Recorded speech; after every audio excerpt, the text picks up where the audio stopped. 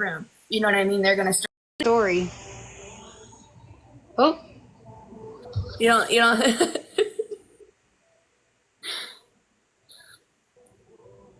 I don't have any chips, but I got a slice of cake. hey, that's better. Like, we won't make chips. Yeah, cake and coffee.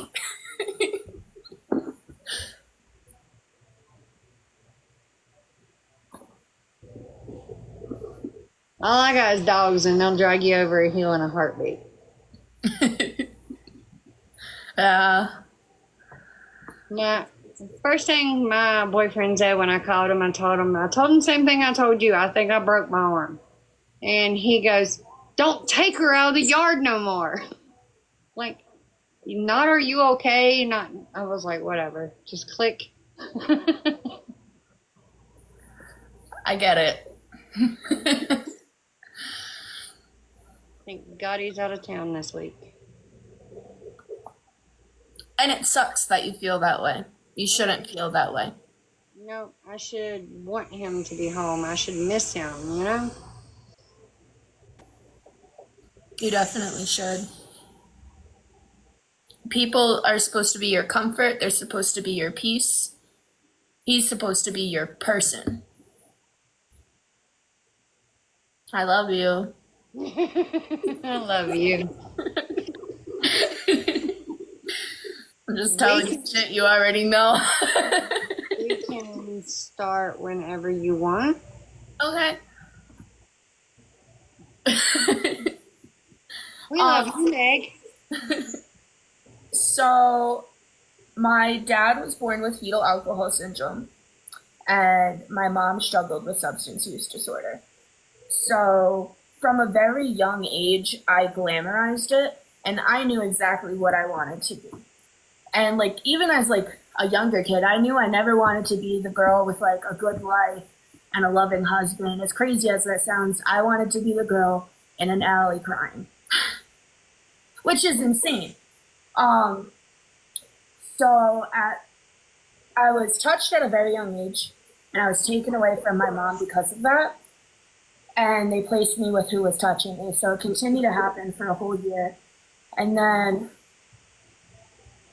there's some trauma in between there, but my mom got custody of me again when I was like 4 or 5. And then, so we were in Hawaii originally at that time. We moved back to Rhode Island. And then at 7, I was raped. So I got taken away from my mom again because eventually, so she never told anybody about that because she didn't want to lose custody of me again. So I wrote a letter saying I was going to kill my teacher.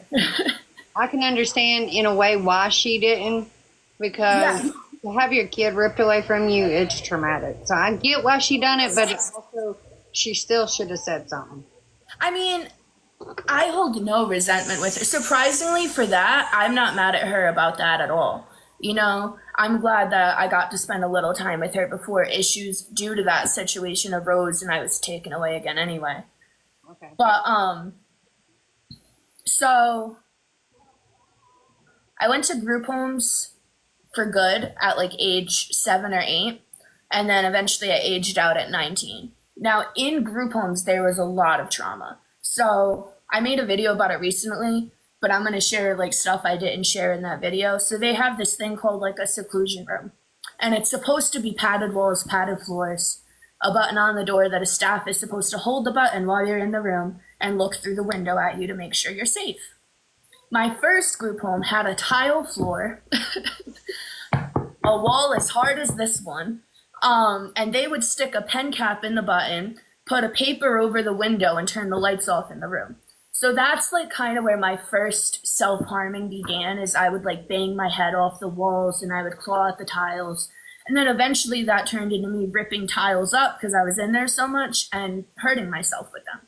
That was honestly my first addiction that I relate so heavily to opiates. Why would they put you in there? If we were acting out. And what was their acting out? Acting out, so like, it took a while. So you have to remember, we're all traumatized kids, right? So the first thing is we're not listening. They redirect us. We still don't listen. They tell us to go to your room. a traumatized kid isn't going to just go to their room. You know what I mean? They're going to start throwing shit. As soon as you throw shit, they're escorting you to the padded room. Well, supposed to be padded room. So, it's like, it's so crazy to think about now as an adult, because as an adult, I would make the choice not to go to the fucking padded room, you know? But as a kid in that situation, I'm choosing padded room every time. I was in hospitals a lot as a teenager, because once I started self-harming, every time I would self-harm, I had to be medically cleared. So they would send me to the hospital for a week, and then I would go back to my group home. And that became a coping skill in itself too, because going to the hospital for a week, it's like a little mini vacation. So it would get me out of whatever environment I was currently in. When I aged out at 18, I started drinking. From there, it stemmed to pills. From there, it stemmed to coke. I'm going to be completely honest. I really never had a problem with anything. Drinking could be a problem, but I was always able to stop. Same thing with coke, same thing with pills. I was always able to stop. But I was on a mission. I was on a mission to find the thing I couldn't stop. And I found that with meth. So the minute I touched meth, I knew. Like right then and there, I knew. I was like, I'm going to destroy my whole life. So I ran away from it for an entire year. I never touched it again. How was you introduced to it? So I was always on the verge of homelessness before my big run, but I never quite got there. So I was renting rooms. At that point, I was staying with my aunt, who had another guy staying with her in her living room, and he was doing it. So he offered me some, and I was like, oh, I don't even know what that is. I do coke. Do you want to do coke? He was like, no, but I have this. So I just did it. Okay.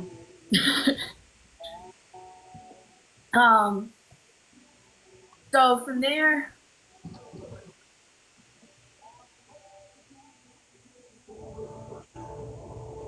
so I got heart failure 2 months into doing that. So I don't know, like, I don't really know if this is going to trigger anybody. If I like talk. Before you get there, the year that you ran away from it, what brought you back to it? Oh, so I was dating this guy, and he had a kid, and he wanted to be like a stepmom thing. And I did it for a while, and then I don't know, I got bored. You know, like this isn't what I wanted. I was still running away from whatever was going on inside of me, which was trauma. So because I was still running away, I did exactly that. I ran away. I matched with somebody on Tinder that did drugs. I went to a motel and did drugs with them, like, you know? And then that's actually how I found fentanyl. Okay. So from there, it was a whole nother rap. And I always put it like this. I feel like, so I have 2 DOCs, meth and fentanyl, right? Meth is like this huge lie that everything is great, even though it's not. And opiates aren't a lie. They never lied to me. It's always like a comfort, like, you know, it's shitty, it's trash, but you'll be okay. And that digs its fucking hooks into you. Opiates will forever have a hold on me. Mm-hmm. You know, like, I have a disgust for stimulants now. Never again. I can confidently say. I can also confidently say if somebody was ever doing opiates around me right now, I'm done. Like, it's a wrap. So one thing you said you didn't know if you was going to trigger anybody. For one, we are not responsible for them being triggered. For 2, this is your story. You share what you have to share with your story. If they get triggered, they can scroll on. Yeah. So, just to go back to that. So I got heart failure 2 months into using meth. I started off snorting it. I didn't like it. It didn't do anything to me. You know, I'm on live. Okay. Sorry. So from there, I started smoking it. I felt that. And then I did my first shot and I didn't even feel that because I was already so fucked up from smoking it. So it's kind of a no wonder I got heart failure, you know? So after I found fentanyl, I OD'd my first time. I was Narcaned and I didn't believe it, like, at all. I was like, what? This is a dream. You're lying. I ran away from the ambulance. I can picture that. I really can. Thankfully, like, the guy I was using with didn't tell them on the ambulance call, like, what he was calling them for, because he was new to the whole thing, too, you know? And, you know, when you first start, you're sketchy about everything. The Good Samaritan law doesn't exist, you know? So it was just like, he said you weren't breathing in your sleep, and I was like, well, I'm awake now, like, can you leave? I could see that. I really could. So from there, me and the guy that I found fentanyl with, we broke up. We were supposed to like get this apartment together. He decided that he was going to drive to Philly. So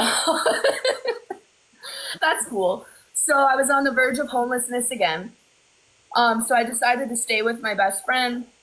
I weirdly started messing around with pills again, even after already being on IV, because that's all my best friend did. So I was like, okay, fine, cool. But then he was getting an apartment, so I was going to be homeless again. So I went to rehab. Hey, I used to do that. To be able to get out of the cold for a little bit, I would go to, I done it.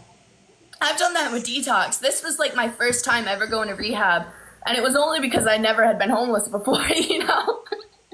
So I went to rehab. I got kicked out because they did this thing where like they would give you infractions and tell you things you did wrong, but they wouldn't tell you when you did them. They would tally them. And as soon as you hit 3, you're out.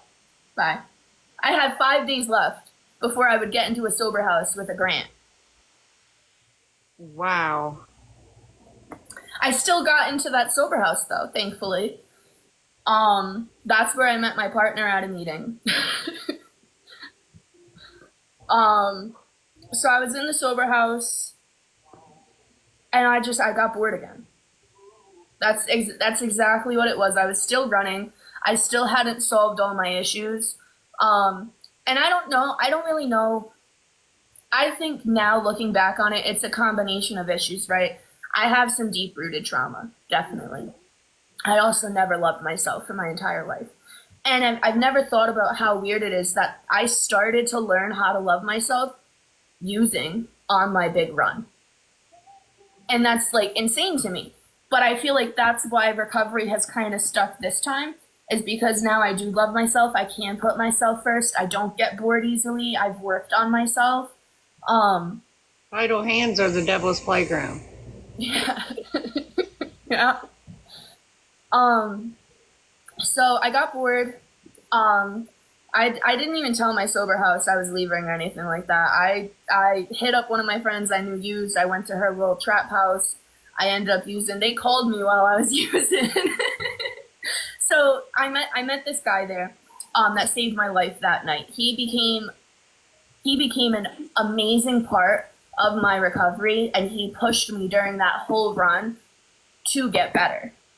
You know, and that's another big reason why I hate when people are like, oh, dealers are so bad, because he was a dealer, you know, and from the first day I met him, he saved my life. I was on the phone with my sober house saying, I'm not coming back, I fucked up. And he was like, you didn't have to do that. You could have stayed there, you could have worked on yourself, you could have let this be a one-night thing.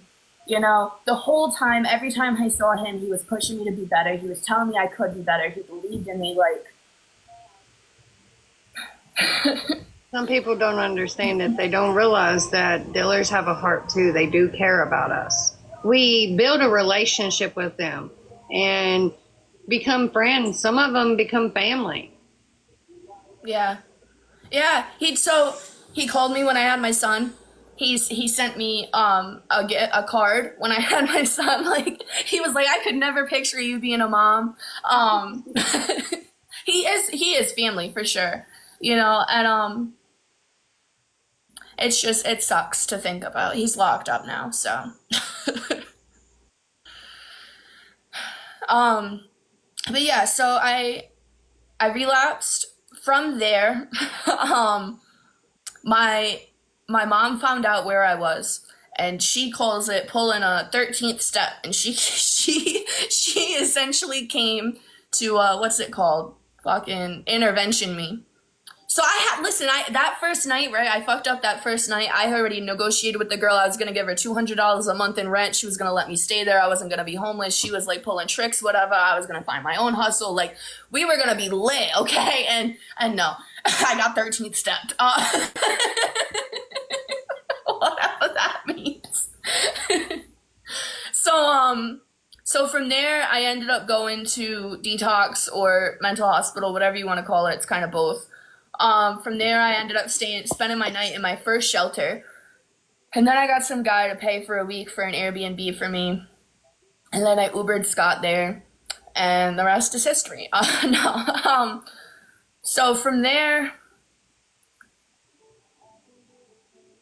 it just became hell. And I can't even really go on like a timeline here. So I'm just going to like throw traumatic memories out there. Um, overdoses, him overdosing with nobody around and me screaming out for Narcan, same thing in reverse. Um, waking up, freezing in a tent alone, um, not wanting to hustle, so going to sleep alone, me and him getting to an argument dead winter and me deciding to sleep in these dugouts on a baseball field. And I woke up and couldn't move because I was so cold. And he was always the one that warned me, like, don't fall asleep. You can't stop in the cold. You can't because you'll die. And I did that. And luckily I woke up. And I remember I wasn't able to move. And like, it was terrifying. And there was some guy sitting next to me. Um, so getting arrested, both of us getting arrested, but only him. So we had decided to rob Walmart. And I stole a Reese's because I was hungry and I was pissed off that he said he wouldn't steal me a Reese's and I was starving. And I'm the one that got us caught. So they were going to let me go because it was just a Reese's, but they were planning on taking him. And I'm sitting here panicking. What the fuck am I going to do? I've never been homeless alone before. I was way too deep to even think about like, oh, this means I have to find recovery. Fuck that. You like... like That's not an option. That's not on the table right now. So thankfully there was these people outside of Walmart who were like asking for money for they had like a homeless shelter for veterans, but their conditions were if anyone in their family was a vet. And I think the guy who ran it might have struggled with substance use disorder because he did take pity on us. And he wanted us to stay there. Sadly, so he went into precipitated withdrawals because he took a sub too soon, so he was not staying there. I was sleeping happily, not even hitting dope sick yet. And woke up with no one, so that was great. So then I went on a mission to go find him.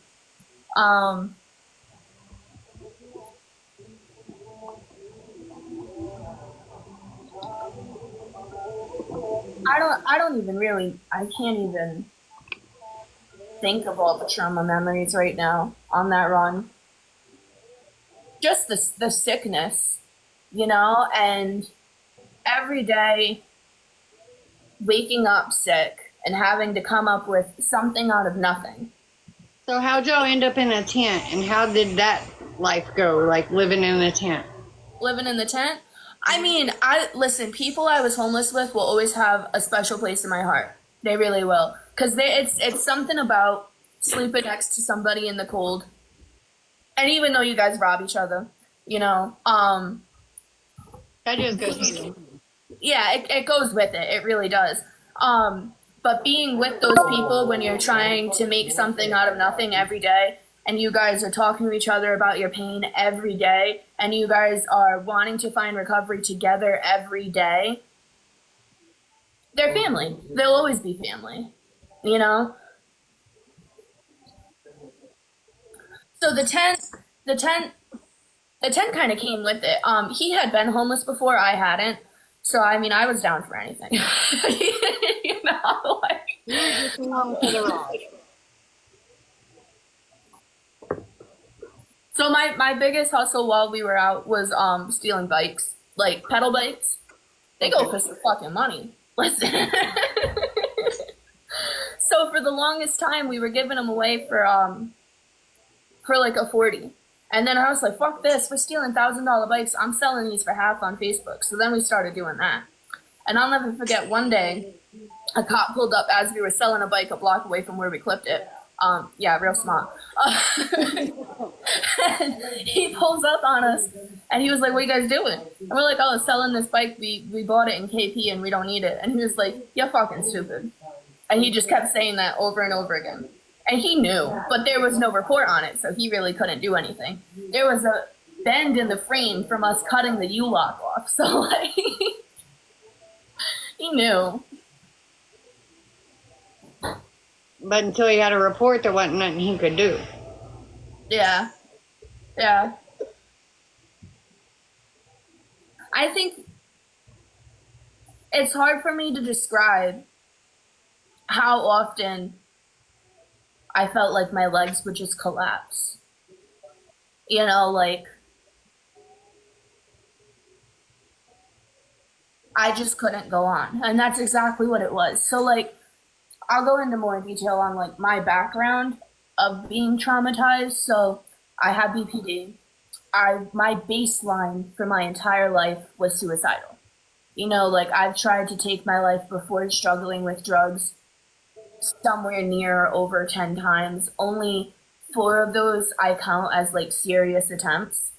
But a lot of times I've tried, you know, so, and that's another thing to touch on too, is struggling with substance use disorder saved my life. I really think that. I think if I never struggled with addiction, I would probably be dead. I would have successfully taken my life a long time ago. Having this struggle and this coping skill, because that's what it is, that took me from my pain, but then, you know, eventually gave me more pain as it does, saved my life.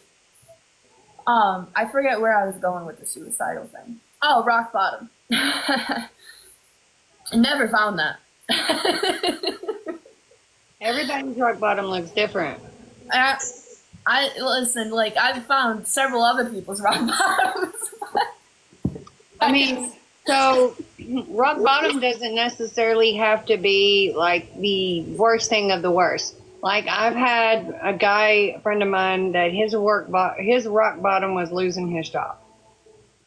That completely sent him into a spiral. Yours could have been you leaving that sober living. Yeah. Sent you into a spiral, and then you went on your big run. Yeah. It's so, like, eventually I started to recognize the taste of Narcan, and I knew that is when it became a wrap for me. Like, so there was, in the beginning of my run, there was one time where EMTs were just there for me a week ago. And they took like 45 minutes in an inner city to come to the same house for me again. And they said, oh, we knew it was her again. And so he had me in a cold shower giving me CPR for that whole 45 minutes, and I was not coming to, and they had to IV Narcan into me when they got there.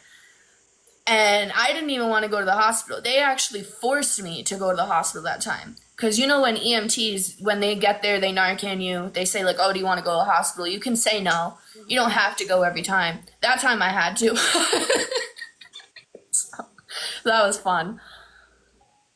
I've talked about this on TikTok before, but one of the scariest ODs for me was, and I don't remember these parts that I'm saying, but that's what he tells me all the time. So he came to, and his legs wouldn't move, and he says that he had overdosed too, and I believe it, you know, but his legs wouldn't move. I was face down in the water on the docks, and we had no phone, and there was nobody with us. It was pitch black, and he was just screaming for help. Finally, someone that was homeless with us heard, and he had a phone, so he called 911. And the EMTs got there. I remember being so cold and my whole body was in pain. Like it felt like my chest was gonna explode. I can't even explain that pain. So that's the first time I found out that I had fluid around my heart due to something from an injury from so many overdoses. So I was hospitalized for a week. They had me on oxygen like the first 2 nights. They wanted me to go to treatment. They got a bed for me at Eastman House and everything. I didn't go. I should have went. But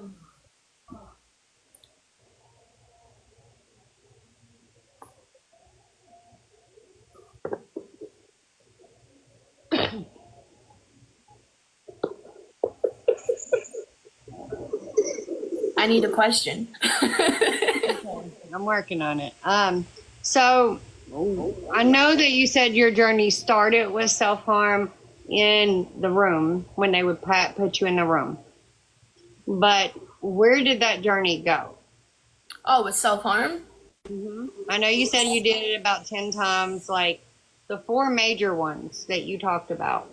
What led up to them? Like what happened with them? So, being institutionalized, you have like nothing.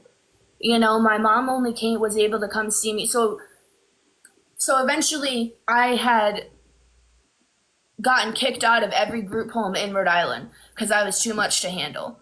I was self-harming. I was trying to take my life. They couldn't keep eyes on me. They had to send me out of state to a higher level of care. So they sent me to what's essentially a long-term hospitalization in Mass. It was called Hillcrest. They're shut down now. But so there, my mom could only come to see me once a month, and I had no rights, like nothing. You know, there's a lock on every door. They had cameras in the bedrooms. All the other group homes only had cameras on the floor, none in the bedroom. You know, like they tell you when to eat, when to not eat, when to shit, when to not shit, like everything. So like, why? You know, so that's one of the.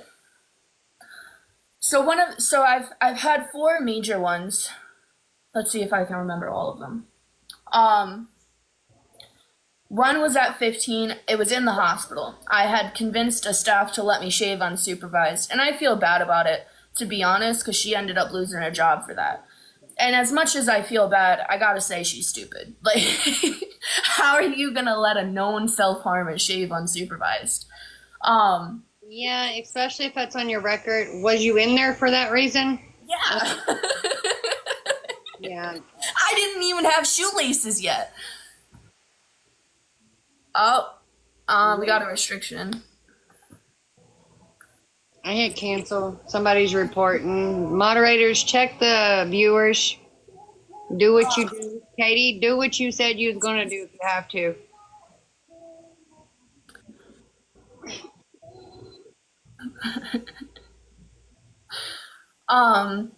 So I did a one on the nook of my elbow that went so deep, it was all white, and I only saw little blood vessels. And in that moment, I knew if I did another nick on one of those blood vessels, I'd be dead. But I ended up passing out. So from there, the hospital had to send me to another hospital and told me I couldn't come back, which was another rock bottom. Like, for mental health, I've had a lot of rock bottoms for mental health, I will say that. So I actually forgot this part of the story that's very important.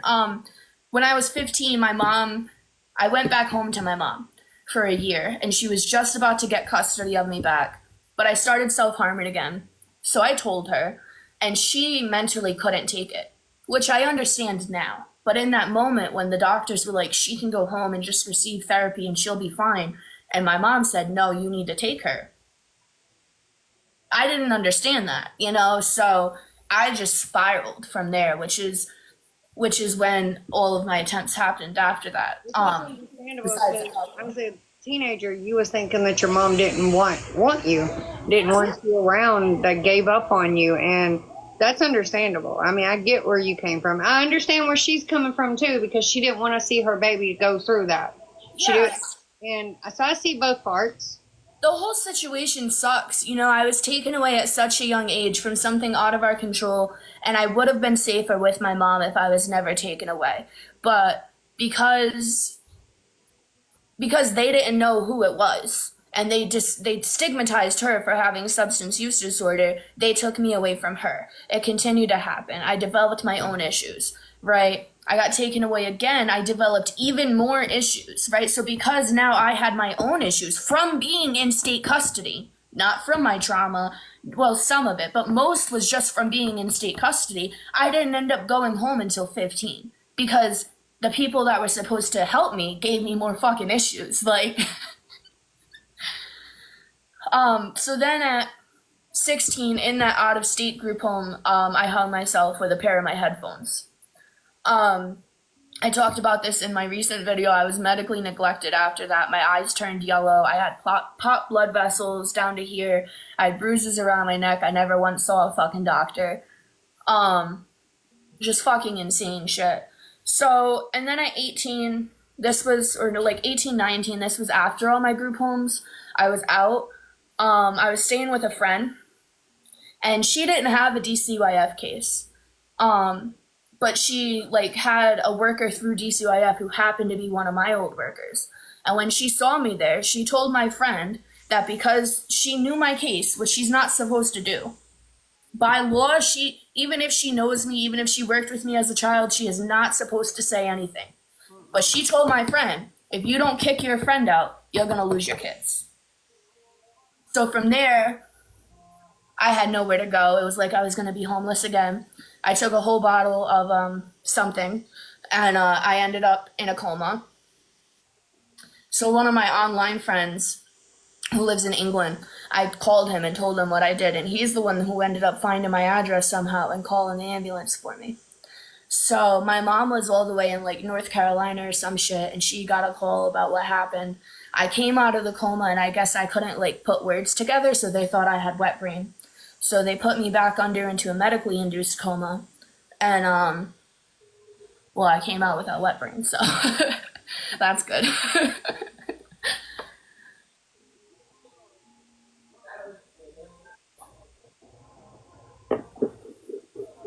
But yeah, that whole situation was shitty. I actually don't even know what I ended up doing after that as far as like a place to live, to be completely honest. I must have did something, but I still don't know. So after you aged out, what happened from there? Um, Is that when you started bouncing around from place to place? so I started drinking. There's a little trauma there, but it's nothing like big. Um, I've told you about it before. Um, I mean, no. So yeah, I started drinking. Um, I started doing coke. I was always able to put it down. Oh, I found my way into my first abusive relationship. So that was a blast. Um, yeah, it was just like the usual, if you leave me, I'll kill myself, turned into putting hands on me, turned into a toxic fucking mess. It turned me toxic. And that's not me putting blame. I mean, I don't know, I became toxic after that. And I didn't know how to love anybody properly either after that. A lot of domestic violence victims, they carry that on to their next relationship. They become the toxic one. Not meaning to, but they do. Yeah. Yep. For definitely. Like, it took me, I think the biggest thing for me is for a really long time, I couldn't even see myself in a mirror. Like, I looked different. Like, I didn't even know who I was. And I was still the same. Like nothing drastically changed about me, but like looking into my own eyes, they weren't mine. I get that. I do.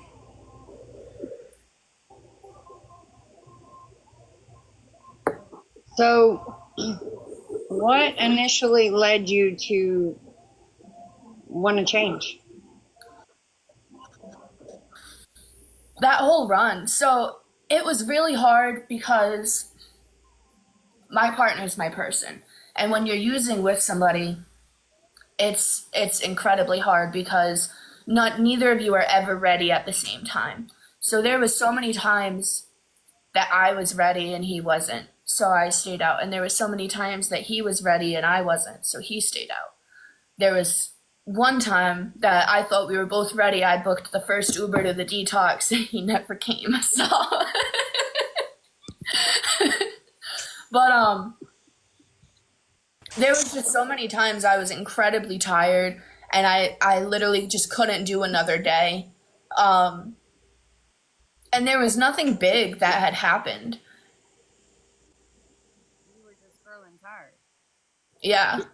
That's literally just all it was. I wore myself down so bad that I don't even know how I got in the car to come to New York. Like, I really don't. So how did you like? How did your recovery?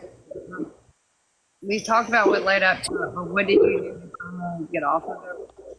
So, so me and my mom and my partner were all out there using.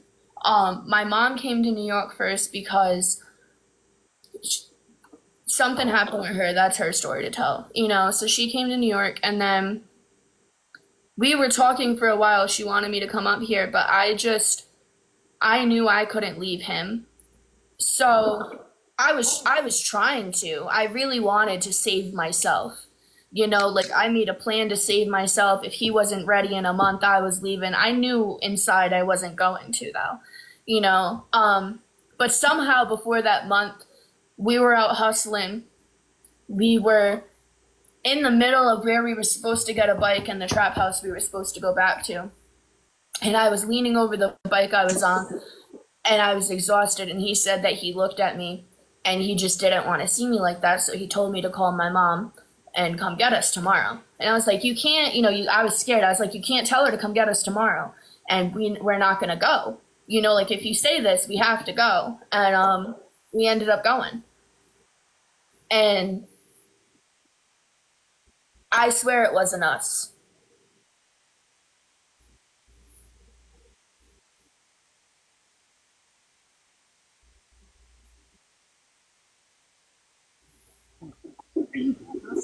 I want to make sure because I've seen the filter come up, and I wanted to make sure everything was good.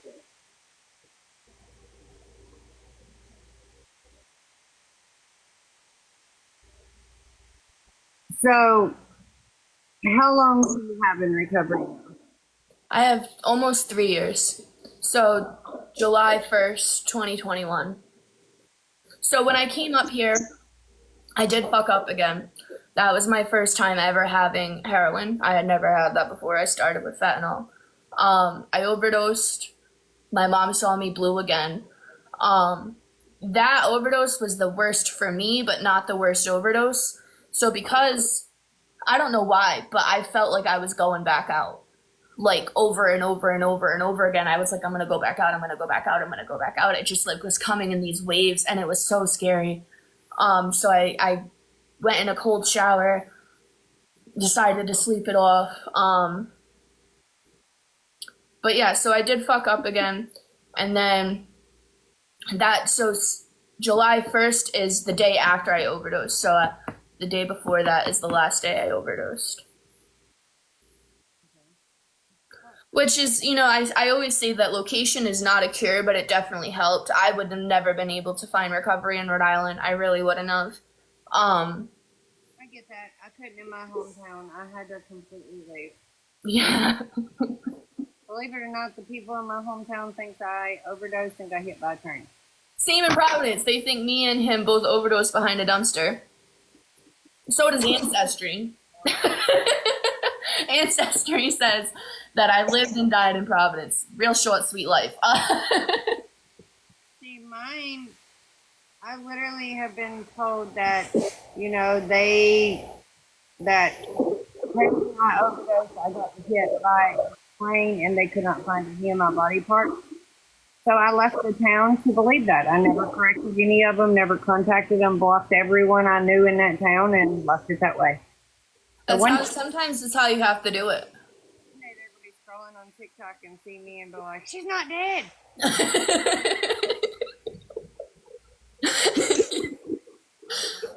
I mean, a couple people have found me on Facebook and been like, everybody was telling us that you both overdosed behind a dumpster and you're dead, and now you're on Facebook. Like, what's up with that? And I'm like, well, I moved to New York. I'm in recovery.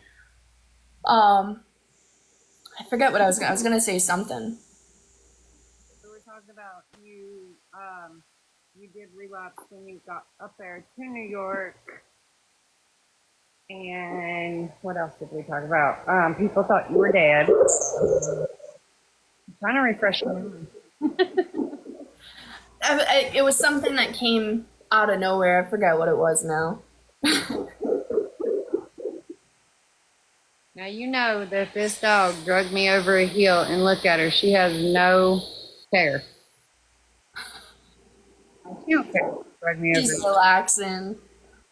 She's like, we'll be all right. Suck it up.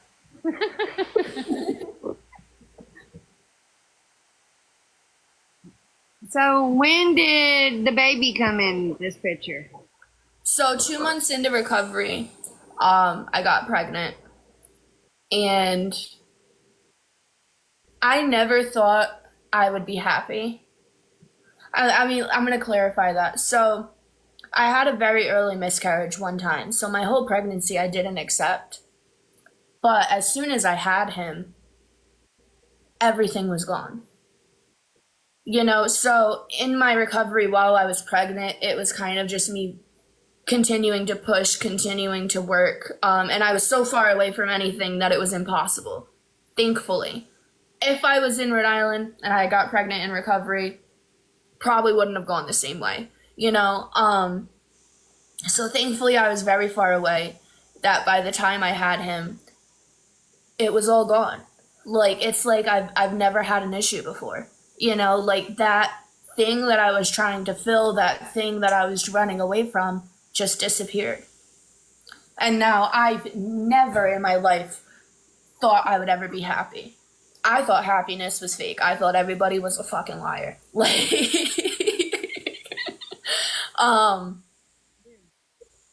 but I don't know. Like, I'm just so fucking grateful every day that I get to live the life I'm living now, because I never thought it would be possible even before my substance use disorder. Like, I know the topic of conversation on your TikTok page is usually the tattoo on your face. what? Usually the tattoo on your face Oh, yeah. is the topic on your page. Everybody asked about it. What led you to get that? I fell in love. No, literally, like, as I said, I was on the hunt for something that would grab me, and that I wouldn't be able to put down. And the first thing that did that was meth. And I decided to, well, I mean, I was a bit of an edgelord too at that time. I was in my Facebook shit posting era. So at first I got the rose as my first face tattoo because nobody said I would ever do that. I was like, I'm gonna be a SoundCloud rapper, watch. Jokes. So then I started using drugs, and I was like, fuck it, I'll get meth on my face. It's definitely a conversation starter. Yeah. It's my best done tattoo, sadly. The line work is literally just fucking impeccable. It looks amazing. So originally I wanted it like this small right here underneath the rose. And the guy was like, I can only do it this big. Where are you going to put it? I'd put it here. And I was like, you know what? Fuck it. I'll tell you something. He did not once this entire time ask me what it was. All right, we got a question. Would you ever get it removed or covered? I personally wouldn't, to be honest. It's a part of my story. There's not many tattoos I regret as a whole, and I have some pretty shitty ones. I think they all tell us. Honestly, the only tattoo I do regret is the one that covers my scars, because those are a big part of my story. Just like this tattoo is a part of my story. I think our scars, our tattoos, everything tells a story, and it's what we've been through. Yeah. So what led you to want to help people on the internet? So, I had made I had made a post on National Fentanyl Awareness Day, and I shared some pictures and shared a little part of my story on Facebook. And one of my friends on Facebook was like, "Hey, you should like go on TikTok and do what everybody's doing over there." I was like, "What's everybody doing over there?" Like, I had never had TikTok downloaded on my phone before. I think I had Musically for like 5 minutes one time. So I just decided to join TikTok. I made my first story. I don't even know if I used hashtags or not. Right, And because if you had a chance right now to go back and say something to your younger self, what would it be?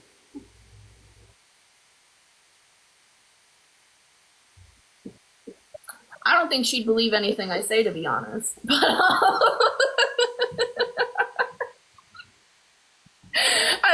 I would try to tell her that it's all gonna be okay.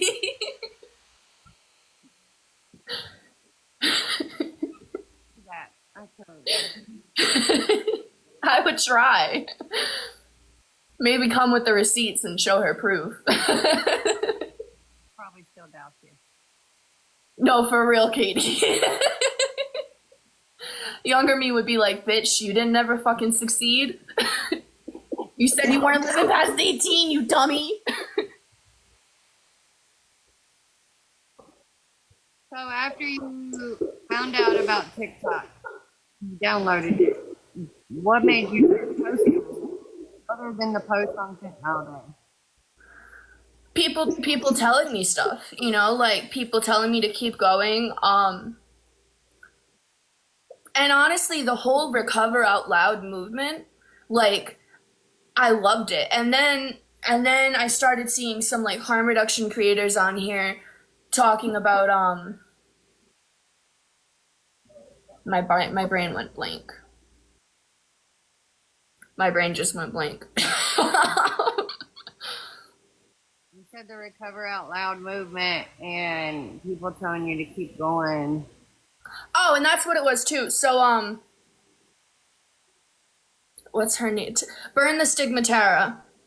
I came across her content, and she was talking about NA and indoctrination and all that. And then I started seeing videos about all paths to recovery, and I loved that. As a person, Was she the first content creator you found on TikTok? the first big creator I found was her, yeah. So, as a person who, like, I mean, I never, like, questioned my own recovery. Like, I knew I was in recovery, you know what I mean? But I didn't feel like I was doing it the right way. I never went to a single meeting, like, I still thought NA was the only fucking way. And then TikTok was like, "Hey, it's not the only way." And I was like, I fucking love that. I'm gonna spread that message too, because I fucking believe it.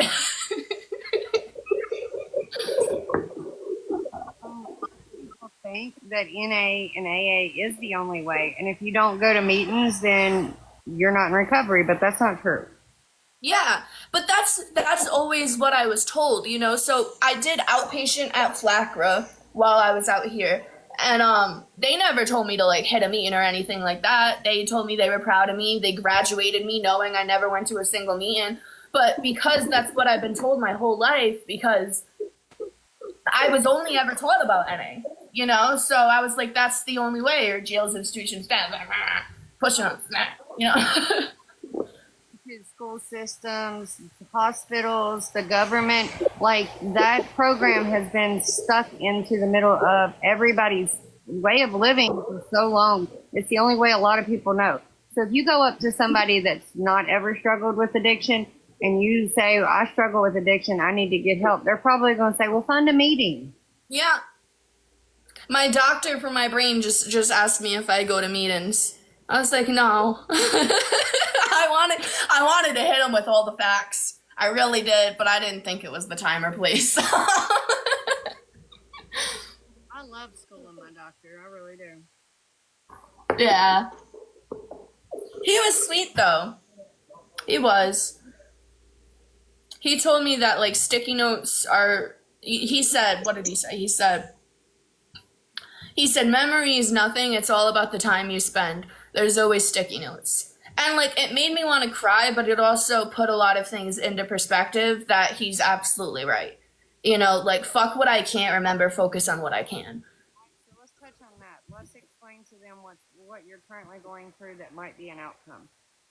So I might have dementia from all the times that I've overdosed. I forgot to mention that too. So while I was pregnant, I was considered high risk because of my heart failure. They did another echocardiogram on me and it had healed itself. So my heart healed when I found recovery, thankfully. But now my brain might be failing me. So Basically, what she's saying is all the time that she spent without oxygen is what's it called? Drug induced dementia. yeah. She's currently going through testing for that to see. It's a possibility that she could have it. It's a possibility that she just might forget stuff. Yeah, so there's three possible outcomes.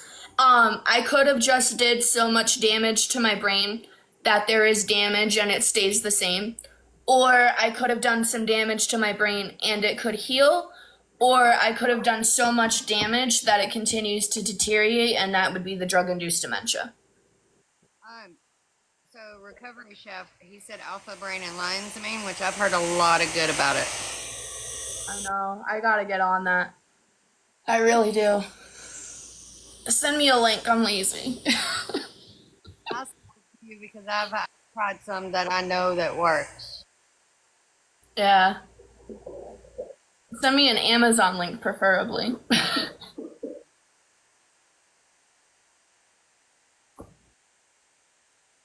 Now, what's your goal? Like, what's your future goals? Like, what are you wanting to? Well, I mean, after my health shit is like squared away, I definitely want to get a driver's license. Because of like my life, I never even learned how to drive, so that'd be nice to know. Um, I gotta get mine back. what? Also rented them. I had my car wreck when I was 16, and then I got them back because the judge ordered me to. And within a year, I had 2 pending charges that I ran from, and they suspended them. So I never even fought for them because I didn't want them after the car wreck. I mean, Yeah. my best friend died in a car beside me. I didn't want to drive. Driving scares me, and I don't think I've been in a wreck. Most of my car wrecks, like any wrecks that I've been in, even when I wasn't the driver, most of it was because of someone else driving, like another car. Like a Yeah. truck hit me, an old woman pulled out in front of us. Like, it's always been somebody else's driving. So that's the thing that scares me the most. Like I've driven around in parking lots and stuff, and so I crashed one time crossing the street to another abandoned parking lot because I was going in the parking lot and there was a car coming out, and I felt like we were way too close, so I went into a rock. Other cars are just fucking scary to me. I don't know.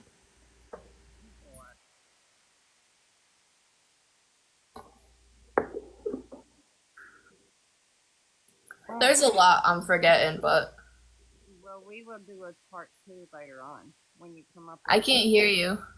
I said we can do a part 2 whenever you want to, like, tell the rest. Does anybody want to come up and talk to Jewelz or ask questions?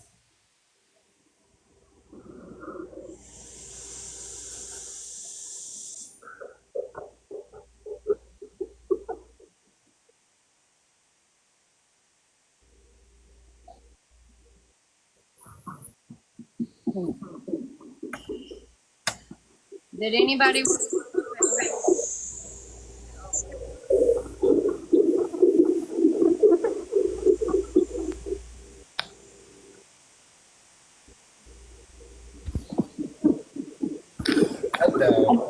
I thought you were gonna be in bed. Look, I had to do the math. It went backwards. Don't forward. You know what I'm saying? So, Jewelz, you're my hero. Look, you caught on to this life 20 years before I ever did. The damage you've done to yourself, the body will heal itself. You've got to let the spirit heal because the body will do what it's going to do. I promise you. You need to quit worrying so much about that. You are on a roll in life. right? You speak your mind. You protect those that can't or won't protect themselves. You're a voice that everyone in this room gathers around. You're a voice that calls the other people out when need be. And then I love getting messages like, hey, we need to address this person. I get them from this person. Look, there's 4 people in the comments that send me messages on a regular basis that are like, this person needs to be addressed. You know, I've got messages from all these people. The people in the comments and the people in the boxes right now, this is a community that built itself. Like, we didn't try for this. It just happened, right? This is probably the most thorough recovery community I've seen because we're no nonsense bullshit, right? We're going to call you on your bullshit, and we're not going to get mad either. You're a light for people, especially your age, your generation, because fentanyl is wiping out most of your generation. Right? You're a voice that's necessary. Meg's in the comments. I can't even read the comments right now. I'm trying not to cry, so just. I just read it. I know. I was about to cry, and then I read Meg's comment. I'm so sorry. No, I can't. Yeah. I thank you so much. Seriously, like.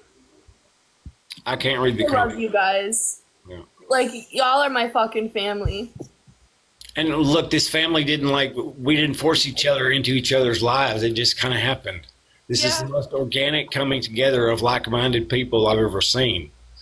So, you know, fuck the haters. We'll juggle them in the comments. We ain't scared. That's fine.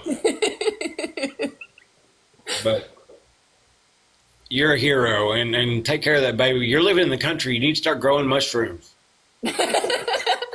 For real, lion's mane mushrooms are great for you, and they taste like chicken. I like chicken. I like lion's mane mushrooms too. But I mean, your brain will heal itself. You just gotta, you know, stop eating garbage. Quit going to fucking Wendy's and shit. No, listen, honestly, I've steered clear of processed food for like the last 2 years. And something about recently, bro, I went to Dollar General and I got so many snacks, like chips and chocolate. And I was like, what the fuck is wrong with me? I haven't eaten this shit in years. Yeah. I'll get on like a chewy sweet tart run for like 2 weeks sometimes, and that's just the H junkie coming Those are out. the best. Yeah, I that's did those all the time in Rhode Island. look, and the ropes too. Those sweet tart ropes, boy. Ooh. Have Gummy you had the big sweet tart chews? Oh yeah. No, see that. Look, I'm missing teeth because of that kind of fucking You candy. gotta get the big ones. You got it just one time. I mean, I have eaten them, but I'm pretty sure they're the reason I'm missing teeth. Yeah. The big ones, because I'd smashed them for years before. Those and Airheads. Fuck, man, I pulled fillings out with Airheads. The coconut Red Bull tastes like a mystery airhead, so I think the mystery airhead is coconut.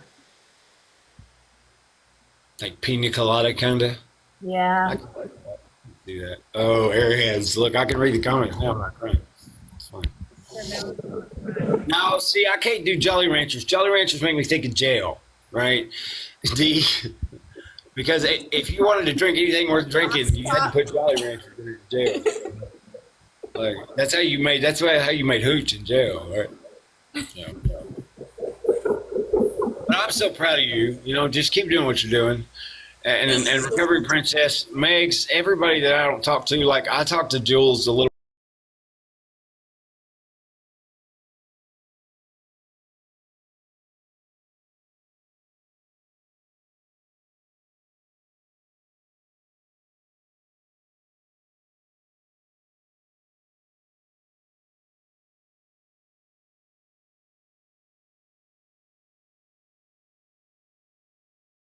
More personally than I do anybody in the comments. No offense to y'all, but we connected through a certain specific video of mine, and it's been kind of a connective issue with us because we lived the exact same experience, just in different parts in time. You know what I mean? So, you know, sis, I love you. You keep doing what you're doing, and I'm gonna take my old ass to bed. I got to work in the morning for at least fucking.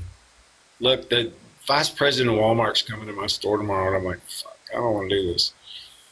I was at Sam's Club today too, and I was like, wait, oh, he lives in another state. And I was so sad. Look, Sam's Club corporate is like in Arkansas, and I live in Arkansas. I'm the only super chef in Arkansas. Like it's part of the chef creations program through World Foods. Anyway, they pay me $65 an hour to be there, and I'm like, all right, fuck, this is That's fine. good. Basically microwaving samples. It's kind of degrading, but fuck it, it pays well. Yeah. Whatever. Yeah, I can see that. It pays good. I love y'all. I don't know how to get out of the box. You're gonna have to kick me out. I'm in charge. I love you. I'm proud of you.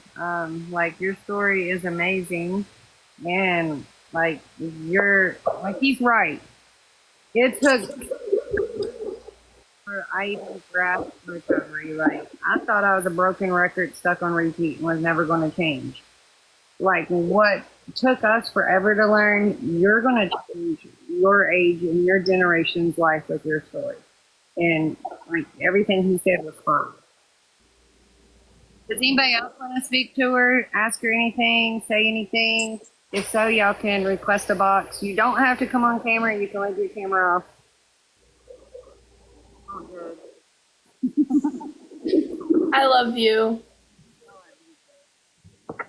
And I've been dying to hear your story since I met you. And that's why I was like, you know what? I'm going to ask her. She's going to share it. We're going to do this. Well, thank you. I know I kind of bounced all over the place. That's how your story's supposed to go. See, other people said they couldn't wait to hear your story. I can't hear you. I don't know why. Your story is meant to jump everywhere. Yeah. Guess anybody else wants to come up? But they are all saying that they love you. I love you guys. And I'm proud of every fucking person in this comment section.